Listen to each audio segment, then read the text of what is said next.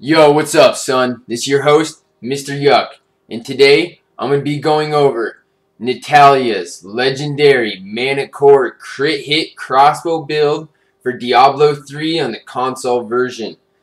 Today we're going to be going over the 6 keys to high damage per second for the Demon Hunter, the different pieces of armor that I'm going to be using that are most effective for the Demon Hunter, my active and passive skills, which makes me so OP, and finally, mopping some dudes up on Master 5. So let's get started.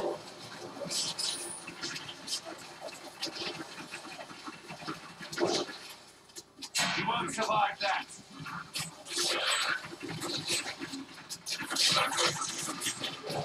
Come get some! Key number 1, the high damage with the Demon Hunter. It always comes down to your weapon damage plus any other bonus damage in your armor or in your rings. In this build, we opt for the Manticore, the legendary two-handed crossbow. If you're lucky enough, which I did, happen to get 2 sockets in this Manticore, it's OP as shit for a couple reasons. It does mad overall damage. This crossbow rolled for 1,407 damage, 254 dexterity, a 9% attack speed, 1,500 life after each kill. It originally came with 82% crit hit damage, and this is the kicker. When it does come with those 2 sockets, I crafted in 2 Marquise Emeralds. Each one give me 110% critical hit damage, for an overall 302% crit hit damage. One of the most OP weapons in Diablo 3. Alright, now that we got our badass weapon, on to the second key of high damage. Alright, our main attribute is usually what comes down to the second key factor. For the Demon Hunter, it's obviously dexterity. And at this point, I have 4,400 dexterity. This will increase all of my damage by 4,400%, which means that we're stacking mad damage really quick. The third and fourth key factors that I always figure into high damage per second with Demon Hunter is critical hit chance and critical hit damage. Obviously, you just saw that I stacked 300% critical hit damage into my Manticore. But other than that, I have an additional 222 critical hit damage and an overall 48.5% critical hit chance. With an attack speed of 1.76 per second, on average, I'm critical hitting almost every second, which is insane. Since the Manticore does have a little bit lower attack speed, the build is going to be set up a little bit different. It's not built for high regen of hatred a second, but more of massive overall damage output as quick as possible. So, take this into consideration, that your attack speed is also very crucial within your armor. Anytime you can throw attack speed in there is really nice, because this Manticore only came with 1.2 attacks per second, but boosting it by 0.56 attacks per second, like I said, makes it at about a 1.76 attacks per second, which is really nice. The 6th key to high damage per second is anything else that pretty much includes like skill enhancements. Anything that you have within your skill ability, maybe for the wizard, for example, Spark Flint. Increases your overall damage, I think, by like 12%. Oh, hell no. You can't stop me! You can't stop me! Alright, so this is going to be some of the armor pieces that you're going to be looking for. Let's go over them. Start off with the bracers. Either Lacuni Prowlers or the Strong Arm Bracers are really OP. I opt for the Strong Arm Bracers just because it gives me a little bit more damage. 266 dex, 13% life, mad armor, a 5.5% critical hit chance, and a 4.2% chance to knock back on hit. Alright, onto our neck pieces. Either Ouroboros or Moonlight Ward is really OP. Ouroboros usually has a little bit more damage, but less chance for vitality. And so I opt actually for the Moonlight Ward.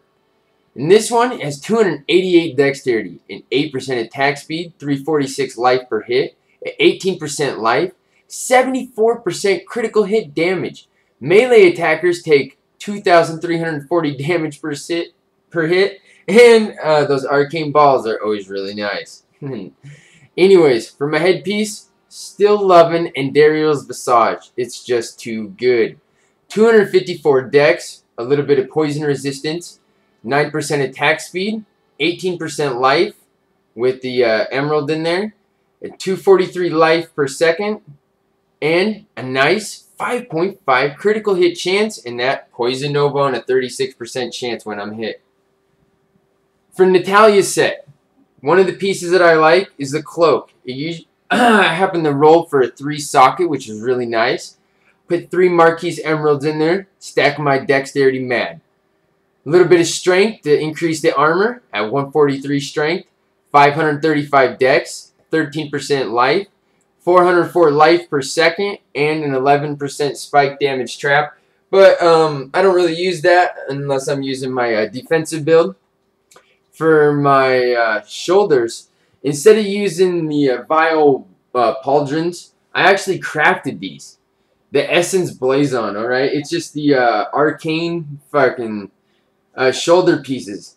Dude, they came out nice. 383 dexterity, 95 intelligence, 178 vitality, 43 poison resistance, 5% life, and mad extra armor. For my gloves, I actually crafted these ones well. They're actually a little bit even better than Tasker and Theo, and I have a couple of those, even with the socket. 260 dexterity, 6% attack speed. Check this out. 48% critical hit damage and a 9.5% critical hit chance. Stacking attack speed, dexterity, critical hit damage, and critical hit chance is everything that we want in our Demon Hunter build. And these gloves are OP. The Manticore, of course. Our belt, I crafted this one as well. A rugged cycle. 303 dexterity, 284 life or vitality, a little bit of physical resistance, another 200 life per second. So I'm also stacking life per hit, life per second as well, which is really nice. So I'm part vampiric as well. For my pants, Blackthorn's Jousting Mail. They happen to be pretty nice overall. 133 strength, 241 dex, 202 intelligence, 125 vitality, 305 life per hit, 13% life, and 21% magic item find.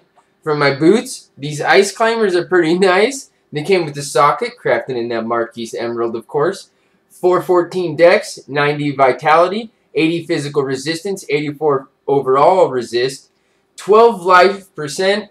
Looks about 8,300 life from a health potion, and just -7 damage from cold attacks, which really isn't OP. And on to my 2 final rings. Instead of going for the Hellfire, it just actually wasn't as OP as what I wanted in this build. I actually ended up going with Natalya's Reflection, which matches my cloak, and this is what's really nice. Just getting those 2 set bonuses right there gives me an additional 7% critical hit chance.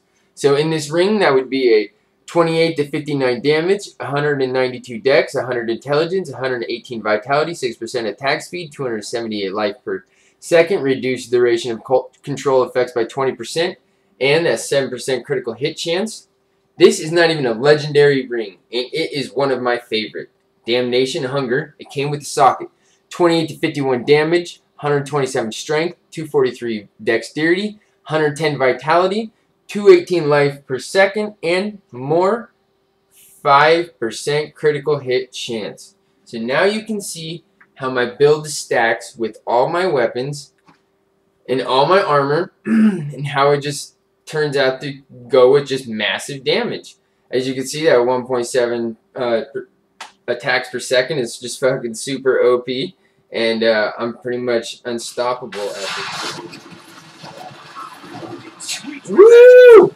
You guys ain't nothing. Ain't nothing, my little punk ass bitch. Let's go. On to our active and passive skills. If you haven't noticed, my overall damage right now is 423,000 damage per second, with roughly 100,000 life. If you go to your skills and take off one of your skills, whatever it is, and put on Sharpshooter, you gain a 3% critical hit chance until you achieve 100% critical hit chance, and then you have your maximum DPS value. So we'll just take a second, and then it'll fucking jump way up there, and it'll be at 743,000 right there, damage per second. So this is my maximum DPS value right here, and just to take a look at how much damage you can be doing by one of my skills here, Rain of Vengeance. You have an 800% pretty much weapon damage over 12 seconds. If you hit a guy on a critical hit, that's 800% times 750,000, which is what? You're doing 5 million damage on a critical hit. So just take that into consideration. It's pretty crazy. So let's take off Sharpshooter because I have so much critical hit chance that that's actually not an effective skill for me. And let's go over our first skill. So I'm going to be using Entangling Shot. I'm actually going to be using Heavy Burden. It increases the movement slow duration to 4 seconds, which is really nice. So the dudes don't come at us quite as quick. And I don't really use that this much. I just use it actually when I'm not fighting dudes, to be honest. And I'll show you an example right now. Unlike the other classes, if you burn Hatred, and let's say we're burning a little bit of Hatred here, you can actually regen Hatred really quick, unlike the Monk, where you can just shoot at nothing. And you can see that my Hatred is building here. So I don't really have to worry about high Hatred. If once I go into my next battle, I can actually just sit there if I want to and just use it. It only takes us a second to build up a little bit of Hatred before you jump into the next dude. Look at that. By the way, this is on Master 5, and I'm just mopping those dudes right there. So anyways, so on to our next skill. We're going to be using a Rapid Fire. Right there you saw me using Rapid Fire. And I actually use the High Velocity. If you don't use the High Velocity, you are an idiot. It is a 40% chance to pierce through enemies. So take into consideration how much damage I'm doing. 400-something thousand damage per second on average. And if I have a 40% chance to pierce through dudes, that means I'm doing net damage through a shitload of dudes, right? And since I'm going to be using Shadow Power, all damage done, 15% is leeched as life. So the more dudes I shoot, the more damage I do, the more life I regen. I'm pretty much regenning my life instantly to the max for every second. And I use Gloom, actually, because the dudes do so much damage on Master 5. You really do have to use this. It reduces incoming damage by 35%, which means that you are able to actually get out and fight dudes with just Shadow Power on. It reduces that much damage, to be honest. I also use the Boar. I used to use the Bat for that Hatred regen, but since I do so much damage with the crossbow, I don't opt for that anymore. I actually use the Boar so I can stay alive. More life regen and your resistance to all damage type by 15%, so you're able to stay alive. Still using that Sentry Gun, still super OP. And Aid Station on the modifier, so you get that 2% maximum life per second while you're standing on top of your sentry.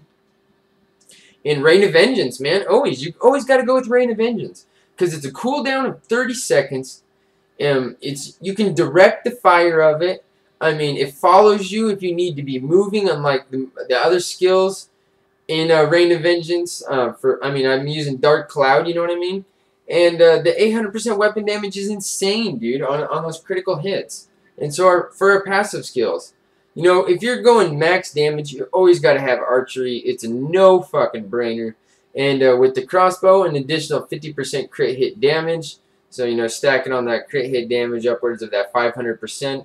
Steady aim, of course. All damage increased by 20% when no dudes are within 10 yards, obviously.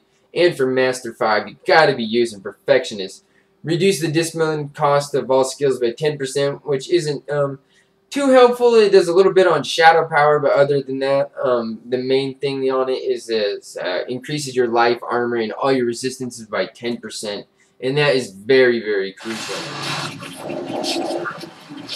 Holding my ground, regenerating that life, almost a full life every second. Let's go, son! Before we get started, here on Master 5, mopping up some dudes. Normally, I'm playing with a tank, online, either a Barbarian or Monk. Because they're awesome to aggro the dudes as I sit back and do more damage than anybody possibly can. But if I'm playing solo, I don't even set my Templar up for damage. In fact, I only set him up for armor and max health so he can sit out and be a tank for me. And now, let's mop up some dudes here on Master 5. You can see, these dudes are literally dying in front of me. They stand no chance. I can pierce through many enemies at once and lay dudes down in no time at all. It's pretty insane, bro. Need more time. You see that chance to pierce? Comes in really effective. Piercing through pretty much all enemies at one time.